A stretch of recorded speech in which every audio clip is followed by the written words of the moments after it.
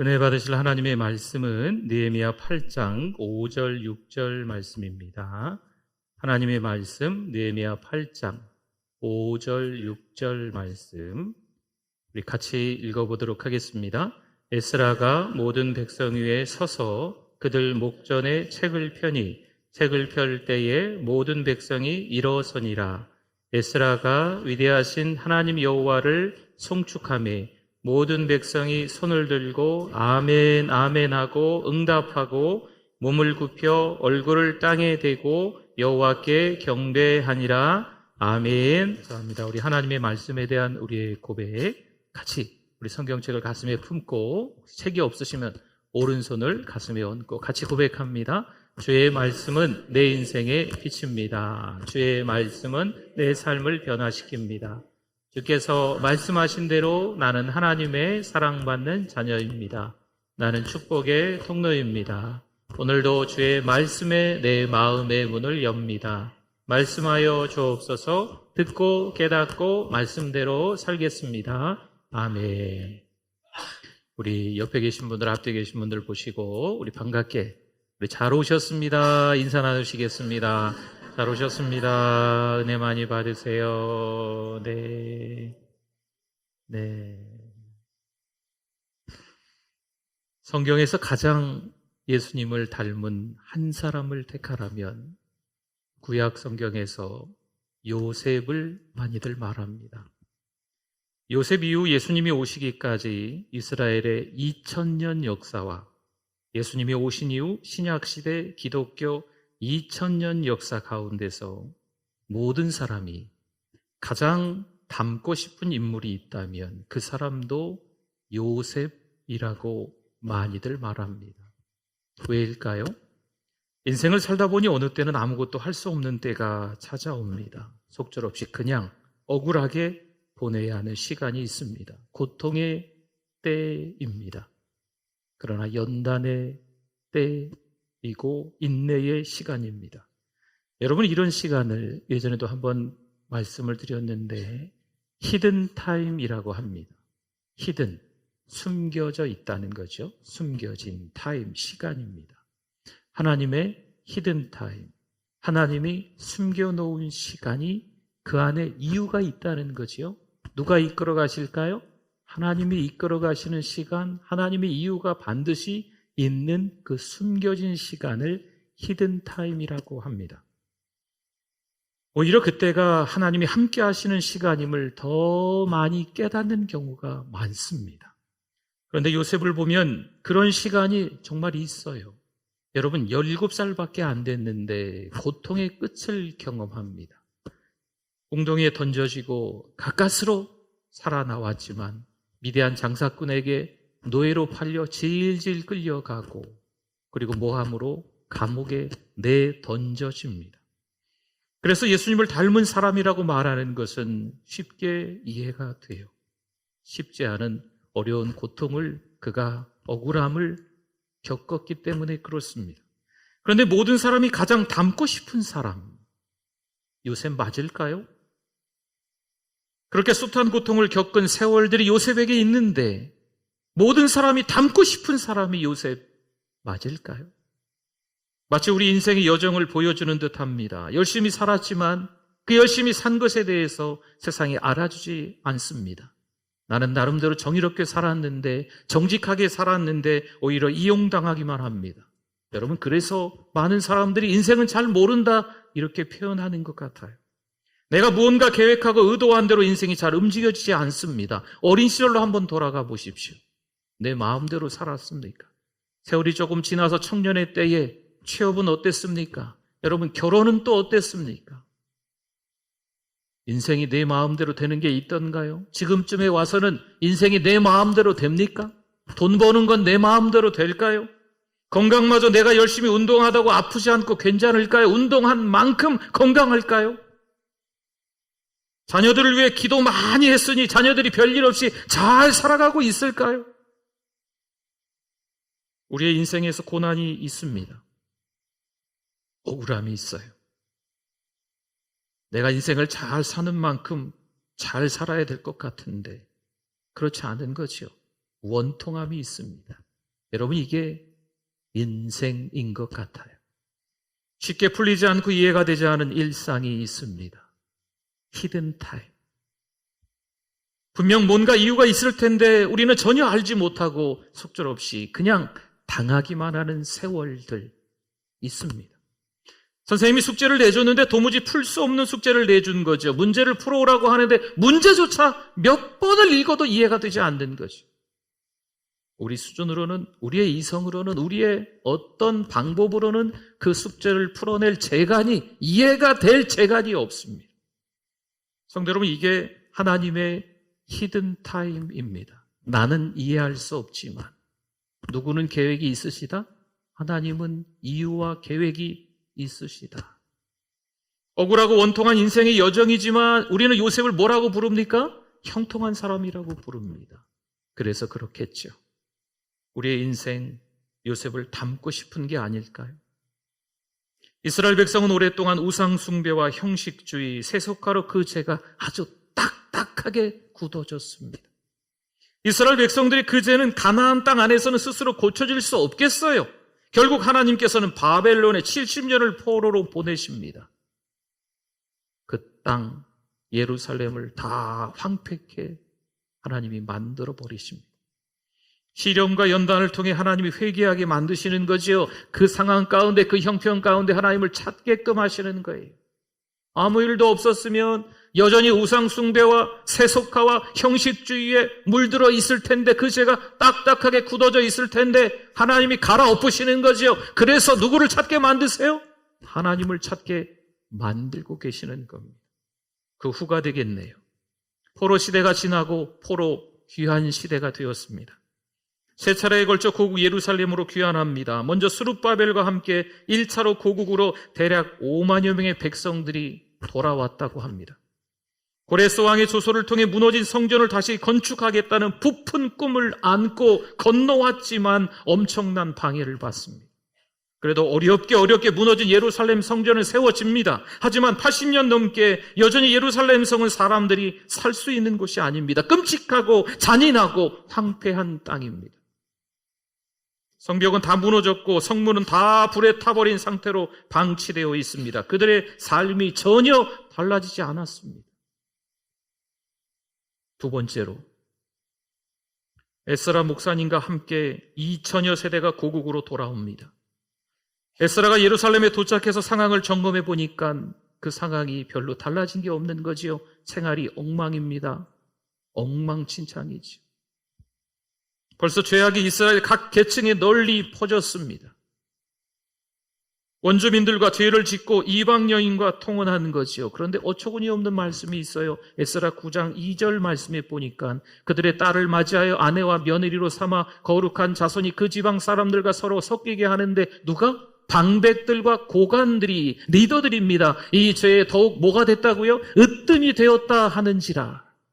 죄를 짓는 데 있어서 앞장섰다. 죄를 짓는 데 있어서 누구보다도 하나님 앞에 회개하고 누구보다도 막아서야 될 사람들인데 오히려 앞장섰다라는 말씀입니다. 에스라가 어떻게 할까요? 개혁을 외치기 전에 성전 마당에 엎드려 울며 통곡하며 기도합니다. 자신과는 상관없는 죄악임에도 백성들의 죄를 내 죄입니다 하고 고백하며 하나님 앞에 간절히 기도하는 거예요. 사랑하는 성도 여러분, 이 모습이 우리의 모습이 되기를 바랍니다. 이야, 세상 별거 없네. 한국교회 이 모양 저 모양 아이고 저쪽 교회는 뭐 엉망이네, 이쪽 교회는 엉망이네, 교회들이 왜 이 모양이야?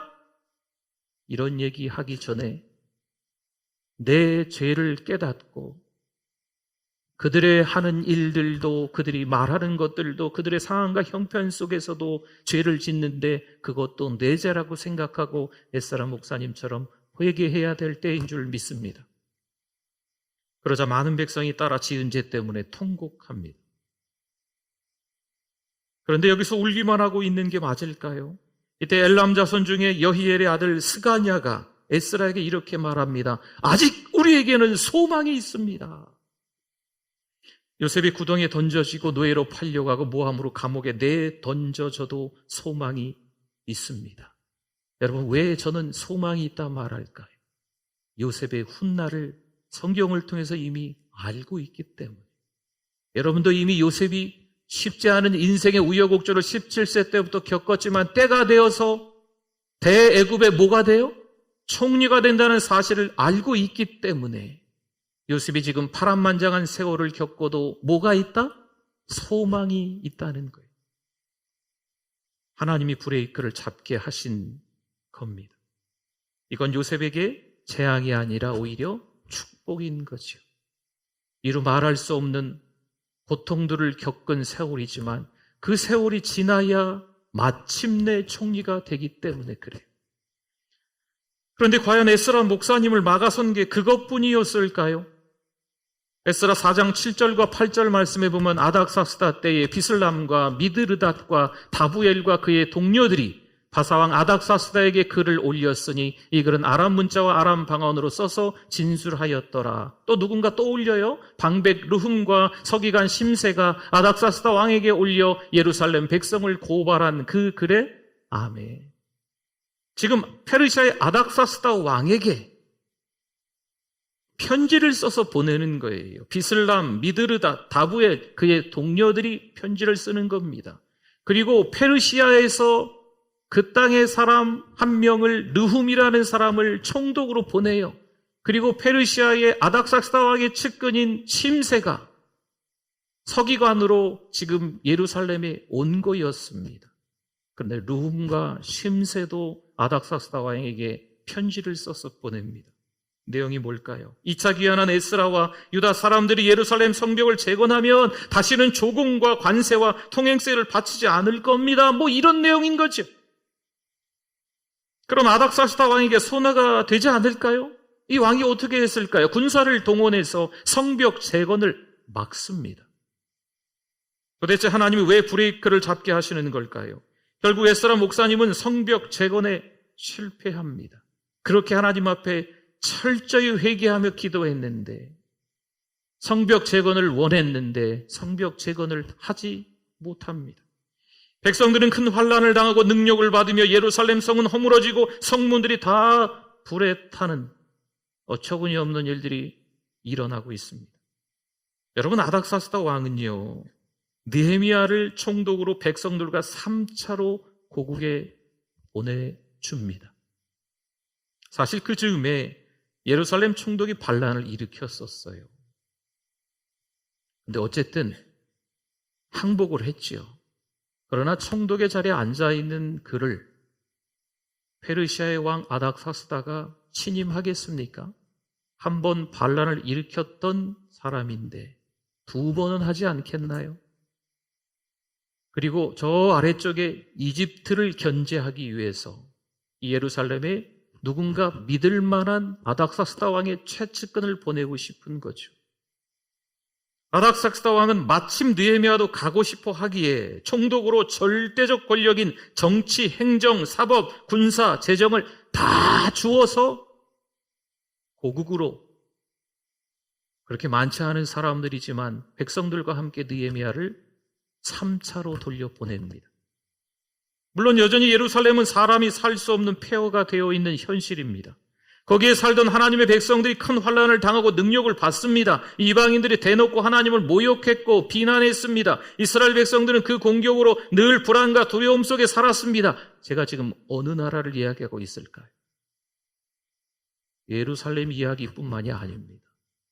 오늘을 살아가고 있는 우리 신앙의 현주소이기도 해요. 내 마음대로 할 수 있는 게 없어지고 있습니다. 종교의 자유, 신앙의 자유. 여러분, 이게 얼마나 맞는 말일까요? 점점 더 우리가 믿음 생활하는 이 폭이, 이 문이, 이 길이 아주 좁아지고 있습니다. 오늘을 살아가는 우리의 상황과 비슷하다는 거죠. 매일매일의 삶이 불안하고 근심과 걱정이 많고 앞날에 대한 두려움이 있습니다. 과연 이때 우리가 할 수 있는 게 뭐가 있을까요? 믿음으로 살아보려고 하는데 오히려 그 길은 너무 좁아졌다니까요. 그 길은 너무 험해졌다니까요. 여러분, 목사로 이 자리에 서 있는 것도 너무 힘들어졌어요.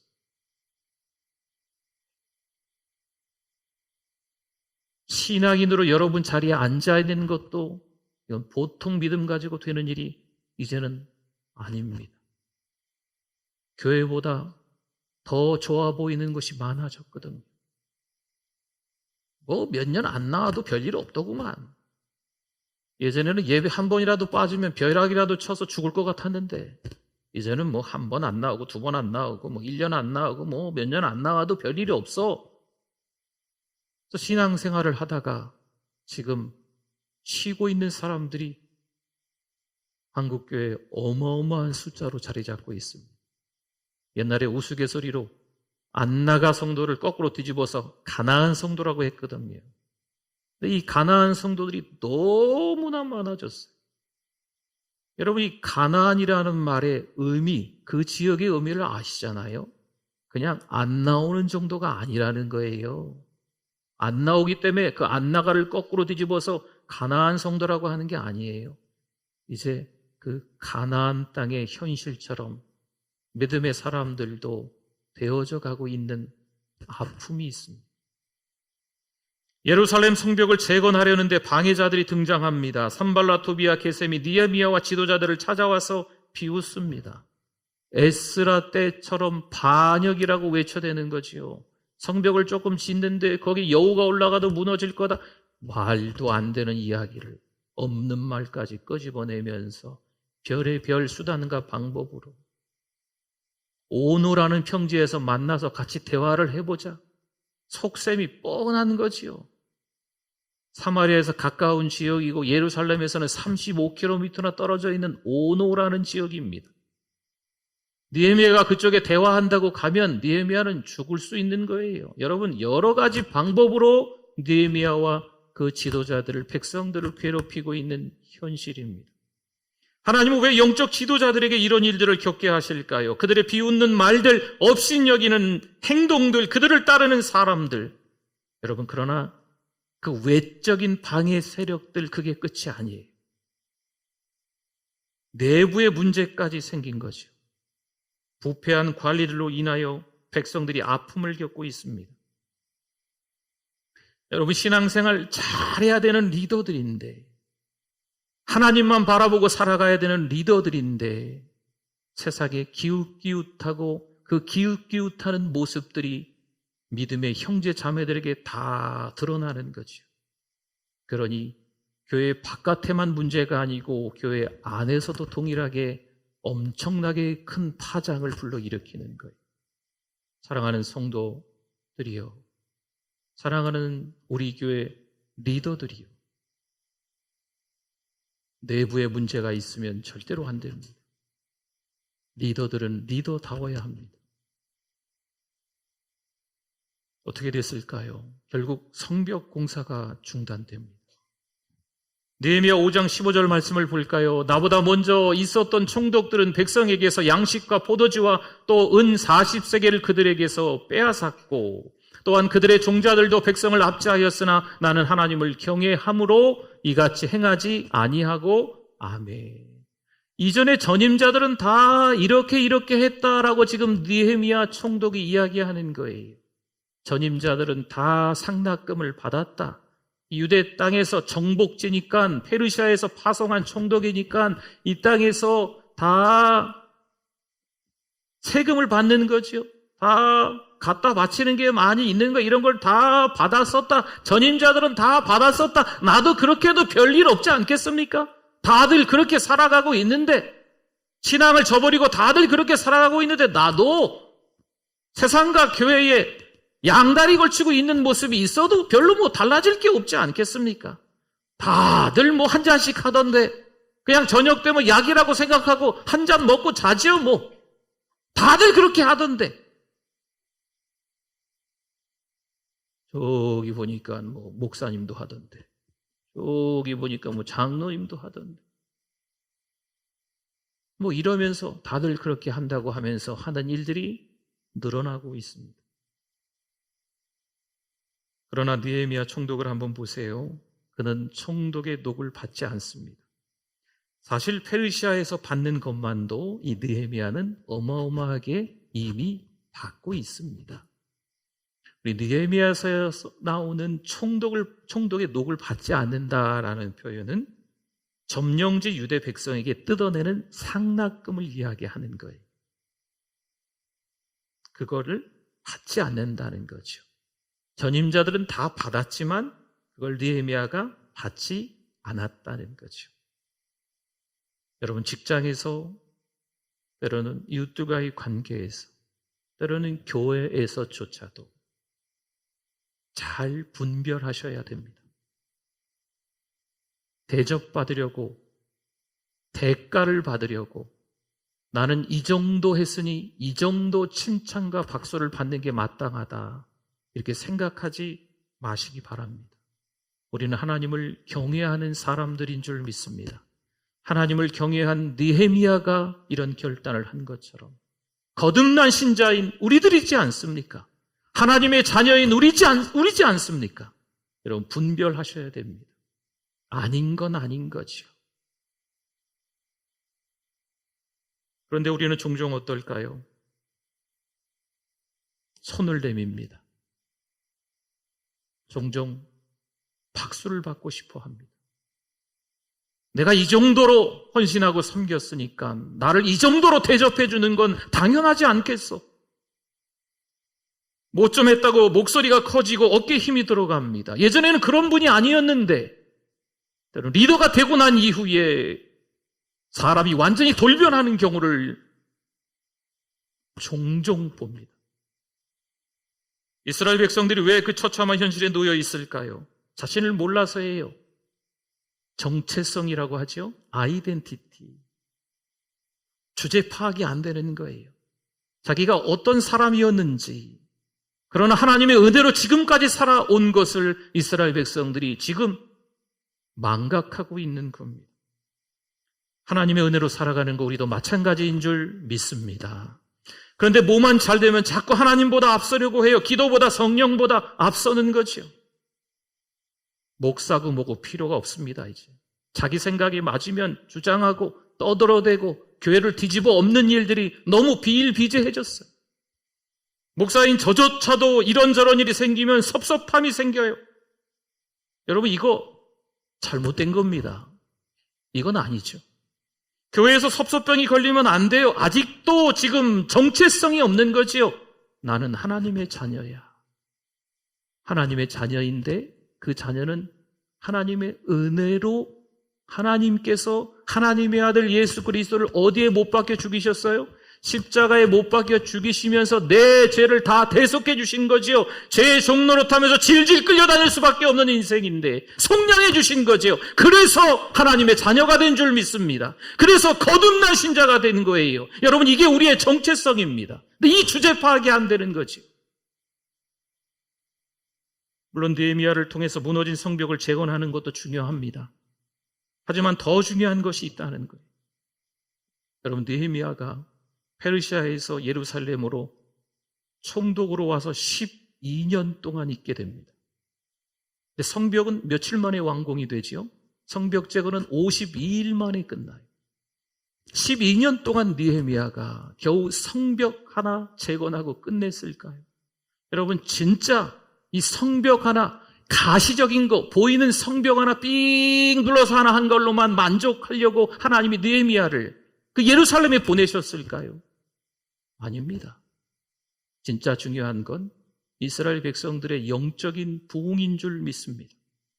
눈에 보이는 성벽 재건도 중요하지만 눈에 보이지 않는 이스라엘 백성들의 신앙 재건이 더 중요하기 때문입니다. 1절 말씀 한번 다시 보겠습니다. 이스라엘 자손이 자기들의 성읍에 거주하였더니 7째 달에 이르러 모든 백성이 일제히 수문학 광장에 모여 학사 에스라에게 여호와께서 이스라엘에게 명령하신 모세 율법책을 가져오기를 청하매 아멘. 여러분, 모든 백성이 한꺼번에 다 모이게 됩니다. 오늘 성경에서는 뭐라고 표현합니까? 일제히 모였다. 지금 어느 때일까요? 52일 만에 성벽 재건이 끝난 후입니다. 정말 많은 사람들이 방해 세력에도 불구하고 중간에 멈추기도 했었는데 성벽 재건이 정말 빠른 시일 안에 끝났습니다. 그러면 좀 쉬어야 되지 않을까요? 좀 먹고 마셔야 되지 않을까요? 좋은 음식으로 내 몸에 좀 보양을 해야 되지 않을까요? 한마디로 잔치를 하자는 거죠. 여러분, 이런 시간을 가져도 될 것도 같은데 이스라엘 백성들이 일제히 다 모였습니다. 여러분, 이건 이들 스스로 모일 수가 없어요. 하나님이 모이게 하신 것. 일제히 모였다는 것은 남녀노소가 다 모였다는 겁니다. 왜 모였을까요? 하나님 말씀에 대한 갈급함이 생긴 거예요. 그럴싸하게 성벽은요, 삥 눌러서 재건이 완성이 되고, 그리고 성 문짝도 달았으니까 이 예루살렘은 충분히 방비할 수 있는 거예요. 그런데 그것으로 끝나는 것이 아니죠. 그것으로 만족하지 않는 거예요. 영적 허기가 지는 거죠. 배가 고파요. 여러분, 배고프면 식사를 하셔야 되잖아요. 우리 육신을 위해서 시장하시면 뭘 자꾸 드셔야 돼요. 배고픈데도 참고 그러시면 안 되잖아요.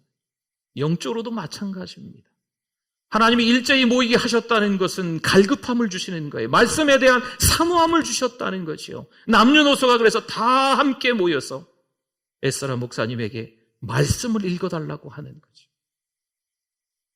그때가 7월 1일 나팔절입니다. 1월 1일이 우리가 새해 첫날인 것처럼 이스라엘 백성들은 이 날이 새해 첫날입니다. 새해 첫날 에스라는 수문학 광장에서 새벽부터 정오까지 무려 6시간 동안 큰 소리로 율법책을 읽어줍니다. 백성은 모두 율법책에 읽는 소리에 귀를 기울이는 거죠. 에스라가 높은 단 위에서 읽기에 책 펴는 것을 누구나 볼 수 있습니다. 책을 펴면 백성들은 모두가 다 일어나는 거예요. 에스라가 위대하신 주 하나님을 송축하면, 찬양하면 백성들은 모두 손을 번쩍 들고 아멘! 아멘! 하면서 응답하는 거죠. 그리고 엎드려 얼굴을 땅에 대고 여호와께 경배하고 있습니다. 여호와의 말씀을 듣고 깨달은 백성들. 그 다음에 반응은 어떨까요? 회개의 눈물을 흘립니다. 감사의 눈물, 결단의 눈물을 흘리는 거죠. 여러분, 하나님의 말씀에 대한 사모함들이 있으면 이 예배를 허투루 드리지 않습니다. 소홀히 드리지 않습니다. 예배를 드리는데 예배의 태도, 예배를 드리는데 그 마음, 예배를 드리는데 어떤 반응들, 정말 소홀히 여기지 않습니다. 은혜를 사모하면 그 은혜에 대한 반응이 진짜 드러나기 마련입니다. 말씀을 간절히 사모하면 그 말씀에 대한 애타는 심령이 되는 거예요. 여러분, 배가 고프면 정말 밥 달라고 하잖아요. 가난하게들은 말을 못하니까 그냥 울어 제끼죠. 우리는 어떻습니까? 밥 달라고 얘기하잖아요. 밥 먹으려고 뭔가를 준비하지 않습니까? 배가 고프니까. 영적으로 배가 고픈데 맹숭맹숭하게 있으면 그게 맞습니까? 안 맞는 거죠. 허기를 달래줘야죠. 찬양을 하는데 은혜가 안 돼요? 기도하는데 은혜가 안 돼요? 말씀을 듣는데 은혜가 안 돼요? 누구 탓이에요? 누가 그러더라고요. 목사님이 다 재운 거니까 목사님 탓이라고. 우스갯소리로 하시는 말씀들이겠지. 누구 탓할 게 못 됩니다. 여러분, 예배를 사모하며 예배를 통해 성공자가 되는 건 내가 하나님의 은혜를 기다리고 하나님의 은혜에 깊이 들어가는 거예요.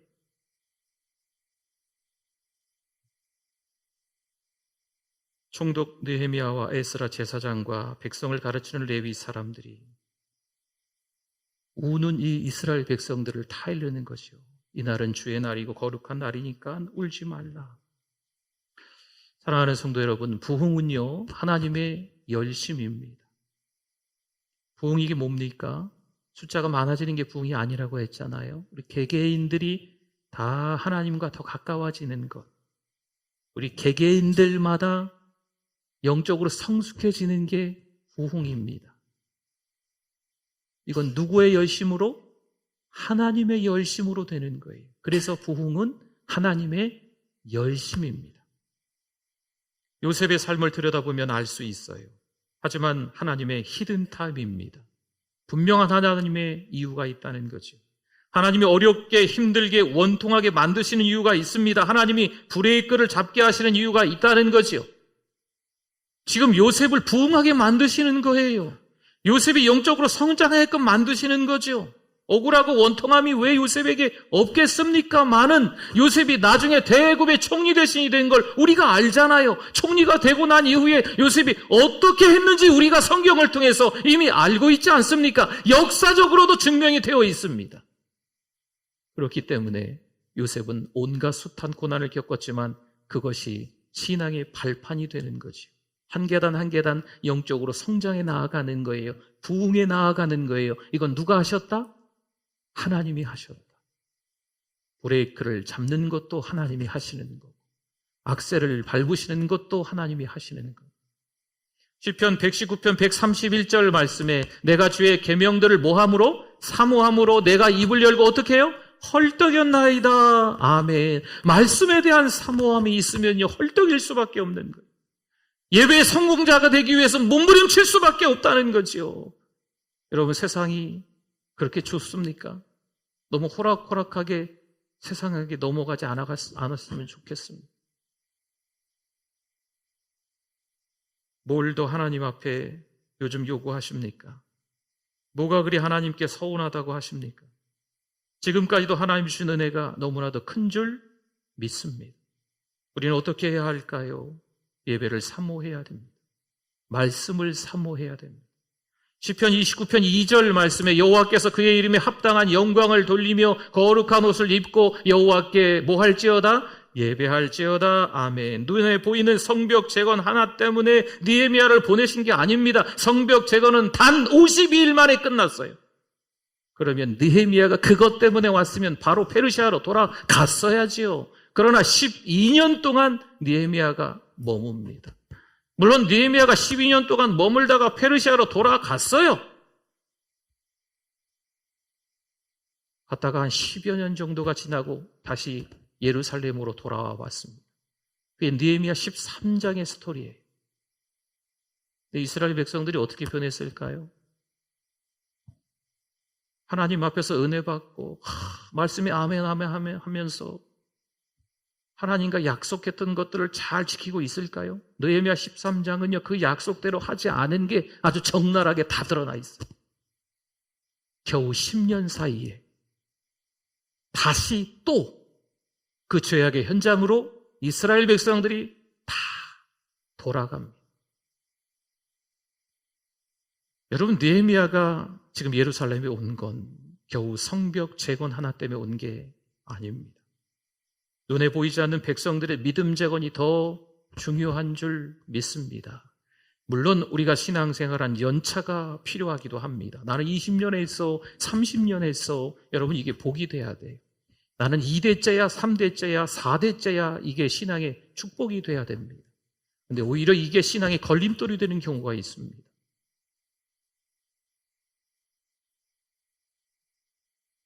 왜 하필 이 시련을 내가 겪어야 될까? 왜 하필 내 자녀가 이렇게 힘든 시간을 지나야만 할까? 왜 내가 질병에 걸려서 아파하는 시간을 병상에서 오랫동안 보내야 될까?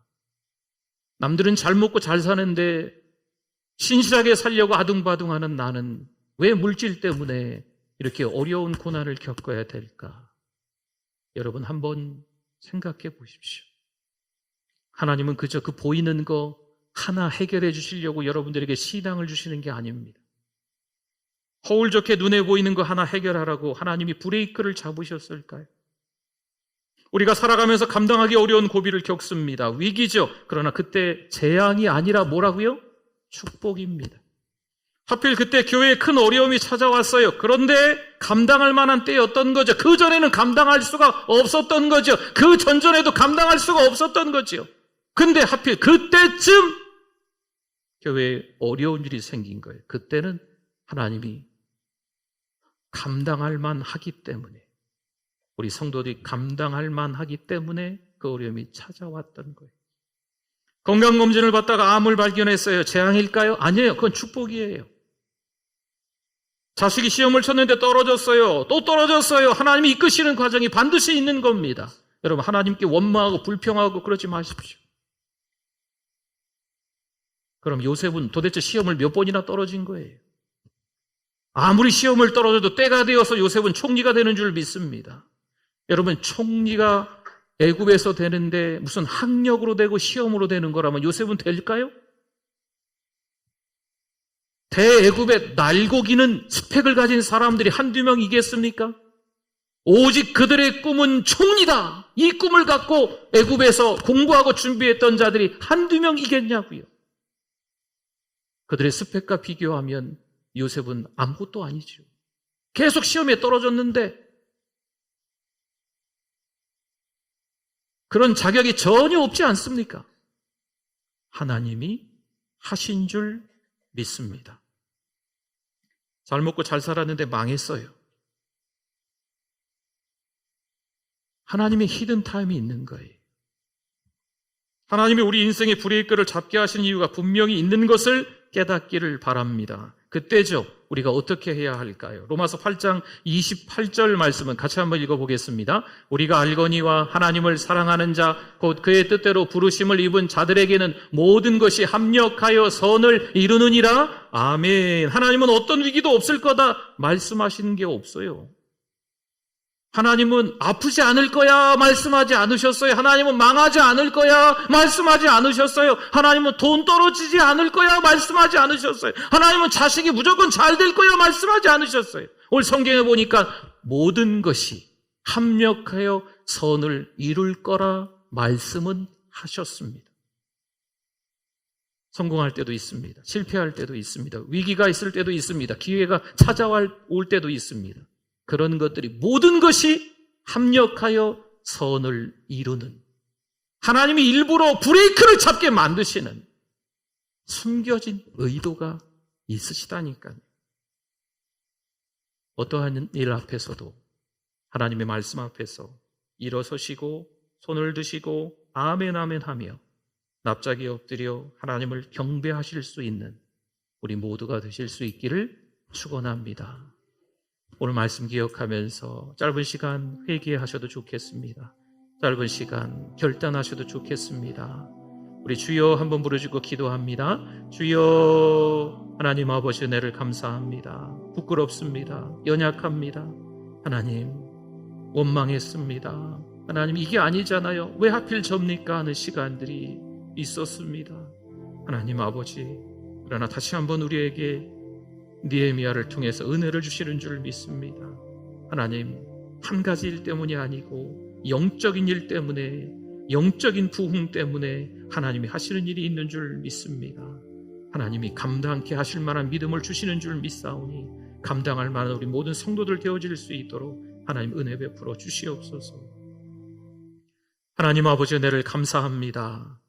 여러 가지로 혼란한 틈을 타서 사단 마귀가 우리를 시험 들게 합니다. 지금까지 어떻게 쌓아놓은 신앙인데 한순간에 바닥으로 추락하게끔 사단 마귀가 만들고 있습니다. 근신하여 깨어 우리의 신앙을 지키게 하여 주시옵소서. 오직 하나님만 바라보고 일제히 함께 모여서 영적 허기가 채워지는 시간이 되게 하여 주시옵소서. 느헤미야 부흥의 가운데 성령께서 역사하여 주실 줄 믿습니다. 예수님의 이름으로 기도드립니다. 아멘.